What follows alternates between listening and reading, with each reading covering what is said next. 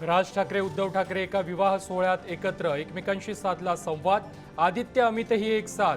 ठाकरे कुटुंबातील दुरावा मिटणार, चर्चांना उधाण. महायुती सरकारचं खातेवाटप जाहीर. गृह खातं फडणवीसांकडेच, अजित पवारांकडे अर्थ आणि राज्य उत्पादन शुल्क, तर एकनाथ शिंदेंकडे नगरविकास, गृहनिर्माण, सार्वजनिक बांधकाम खातं.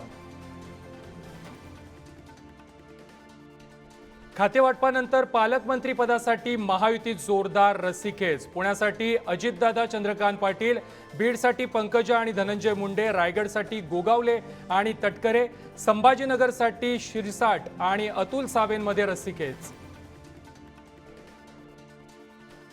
महापालिका निवडणुका पुढील 3 महिन्यात लागणार. नागपूरमधील भाजप मेळाव्यामध्ये मुख्यमंत्री देवेंद्र फडणवीसांचे संकेत.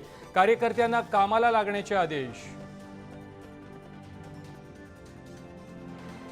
राहुल गांधी उद्या परभणी दौऱ्यावर. सोमनाथ सूर्यवंशी यांच्या कुटुंबियांची घेणार भेट. परभणी हिंसाचारानंतर सोमनाथ यांचा न्यायालयीन कोठडीत मृत्यू.